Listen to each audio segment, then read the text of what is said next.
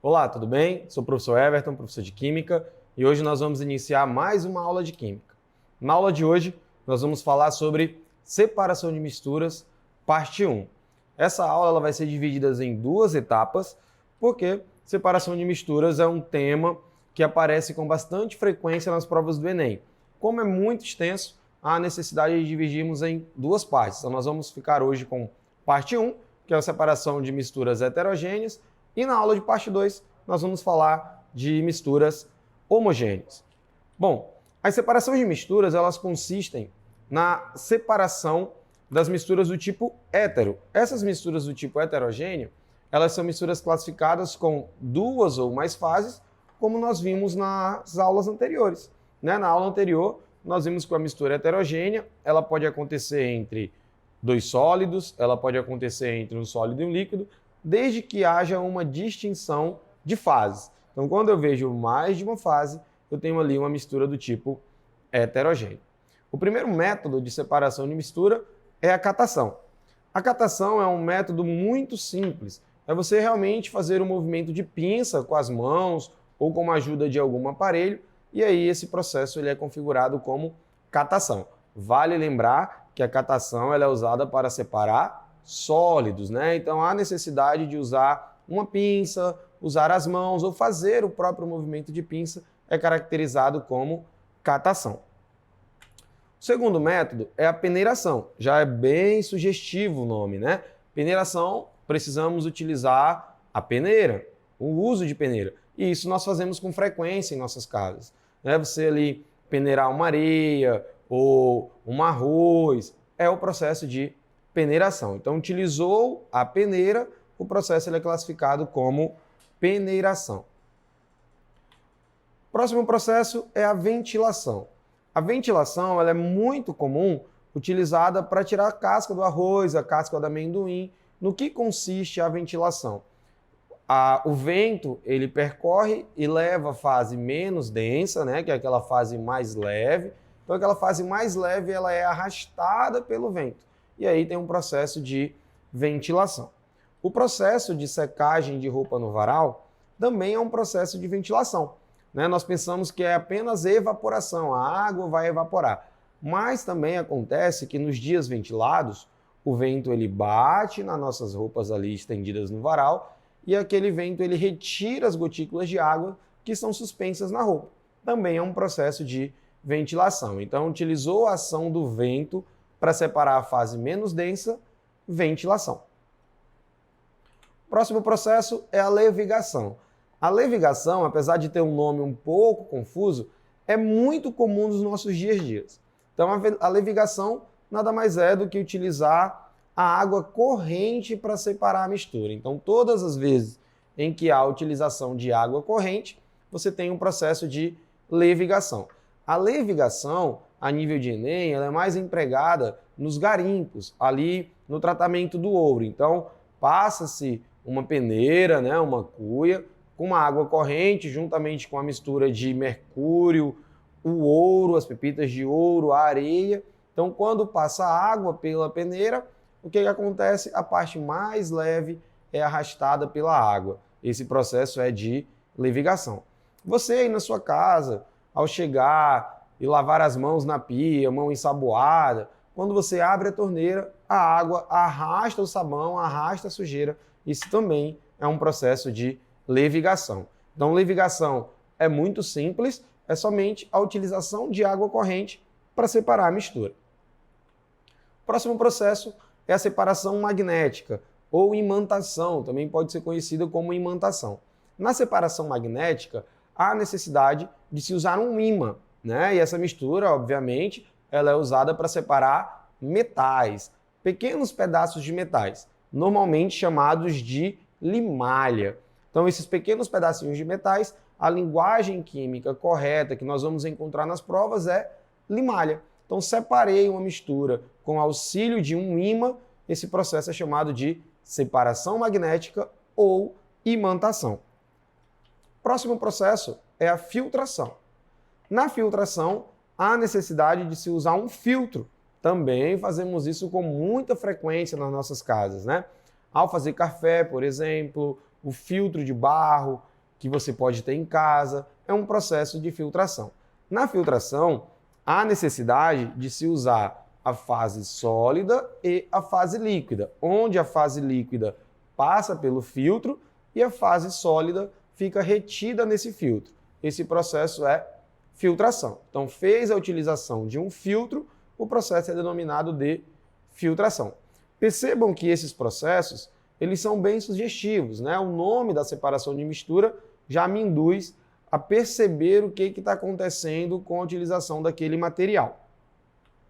O próximo processo é a separação entre um sólido e um líquido. Esse processo de filtração, ele também pode ser muito confundido com extração. Então, o que acontece na extração?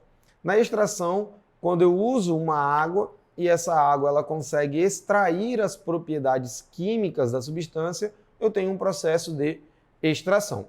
Questões que envolvem a produção de café são questões um pouco complicadas porque precisam de um comando extremamente específico. Se eu estiver relacionando o processo apenas de separar a fase sólida da líquida, esse processo ele é filtração. Agora, se eu estou relacionando o processo de retirar o sabor, retirar o aroma do café com a utilização de um filtro, esse processo ele deve ser chamado de extração. Então, a extração ela é utilizada todas as vezes que se retira as propriedades químicas de um composto, principalmente as propriedades organolépticas. Que propriedades ou quais propriedades são essas? Principalmente o odor e o paladar. Então, fiz o uso de uma bomba, de uma água corrente, e extrair essas propriedades químicas, esse processo ele é caracterizado como extração. Então, precisamos ter bastante cuidado para não confundir extração com filtração. Posso sim usar um filtro, mas depende muito do contexto. Bom, a filtração ela também pode ser entre um sólido e gás, né? Esse processo ele pode ser chamado também de aspiração, como se tem um aspirador de pó, por exemplo. Então, o ar ele passa no decorrer da mistura, então aquele ar passa pelo filtro e a fase sólida ela fica retida lá. E aí nós temos um processo também de filtração, porém entre um sólido e um gás, ou um sólido e um vapor. O maior exemplo disso, um filtro de um aspirador de pó. Próximo método de separação de mistura é a decantação ou a flotação. São processos extremamente semelhantes, mas que fazem coisas diferentes. Então, o decantar ele está relacionado ao repouso. Então, quando há uma decantação, eu posso dizer que aquela fase sólida ou a fase líquida, ela vai se depositar no fundo do recipiente. Ela vai gerar um precipitado. Esse processo de decantação ele pode acontecer entre um sólido e um líquido e também pode acontecer entre líquido e líquido, desde que eu tenha a separação de mistura ocasionada por diferenças de densidades. Já a flotação é o processo inverso. O decantar, a mistura vai para baixo e na flotação, a mistura mais leve, ela vai para cima. Um exemplo muito comum. Nos tratamentos de piscina, acontecem os dois processos. É adicionado àquele processo uma substância química, normalmente é sulfato de alumínio, e esse sulfato de alumínio ele vai gerar coágulos, né? Ele vai produzir uma coagulação. Então, esses processos acontecem porque as impurezas que estão separadas, que estão afastadas e são leves, essas impurezas elas vão se unir, vão formar flocos, vão ficar pesadas e irão descer.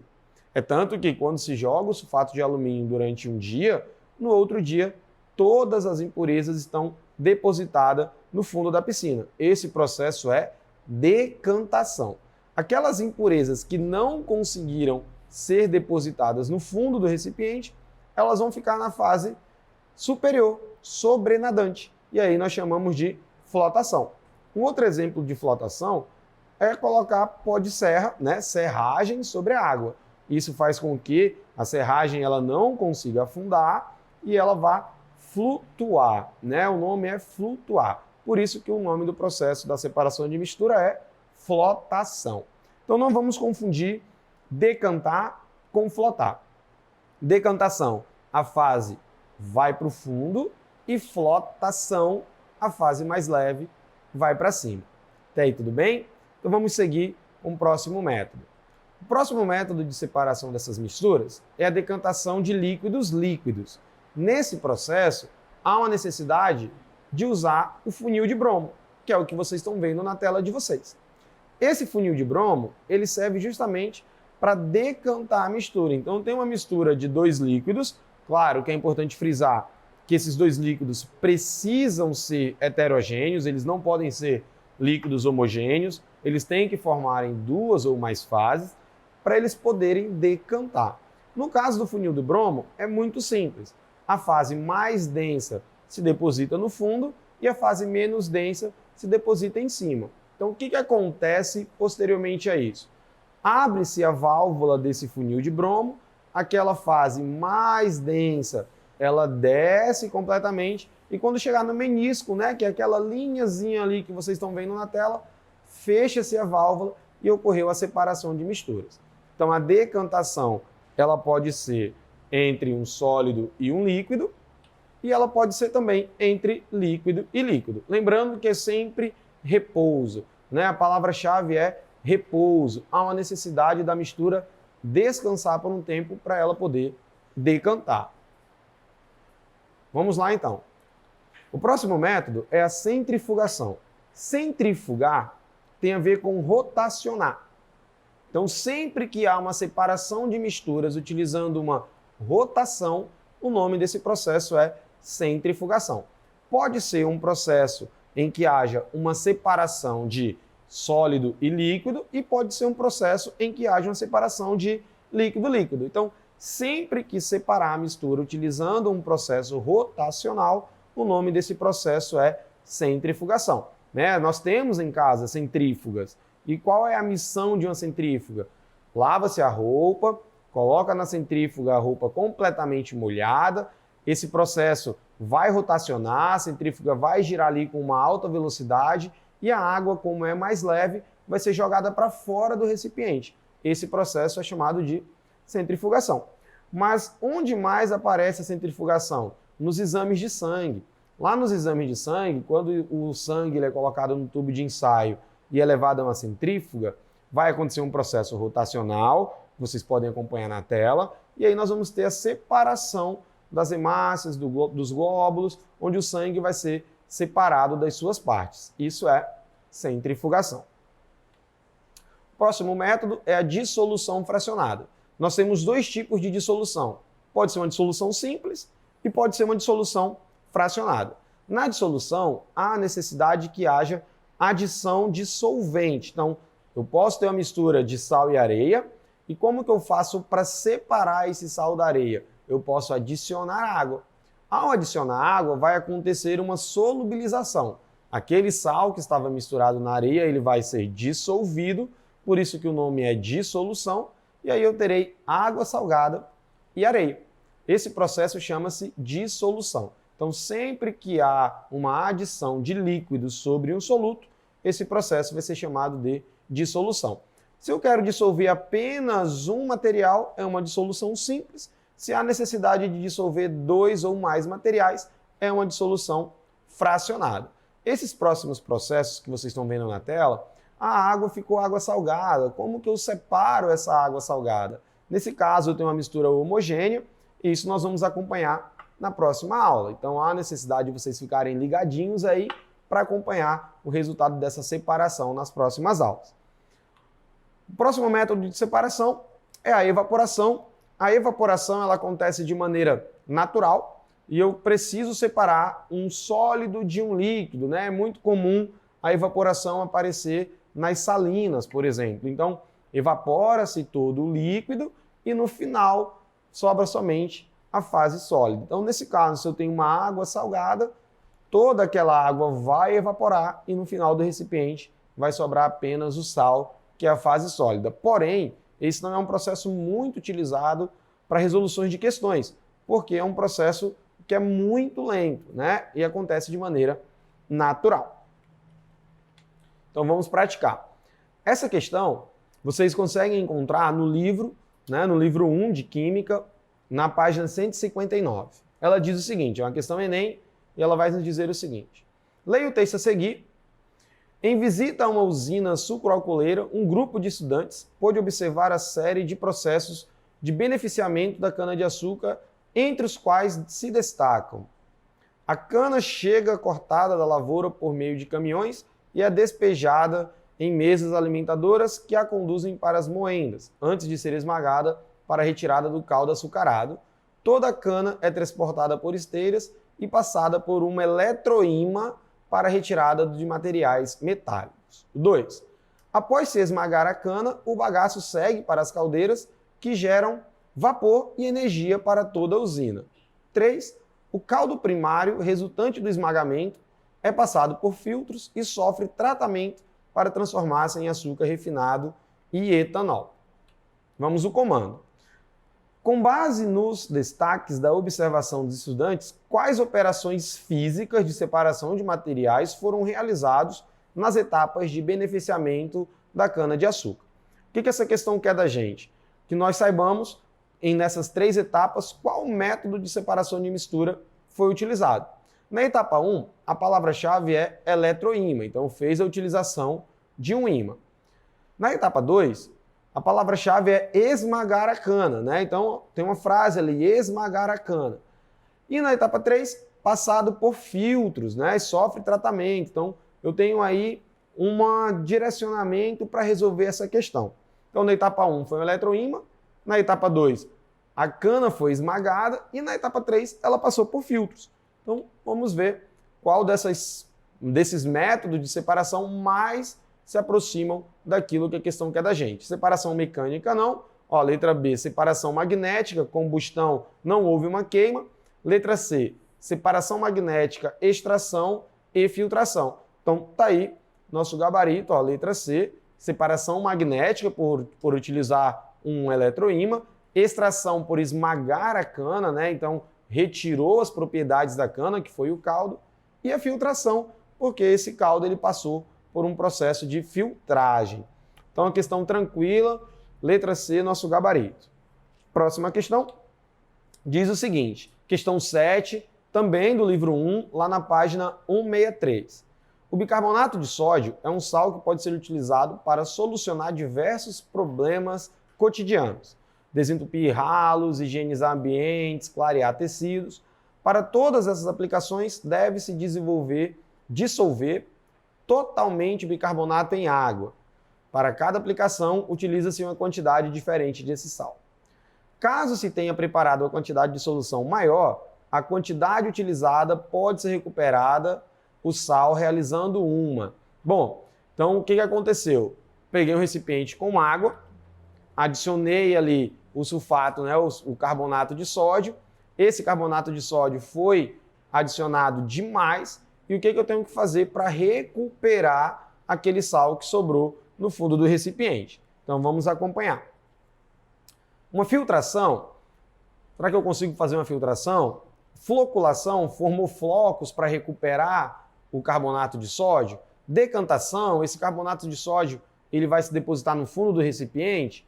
Evaporação, a água vai evaporar e no fundo do recipiente vai sobrar apenas o sulfato de sódio.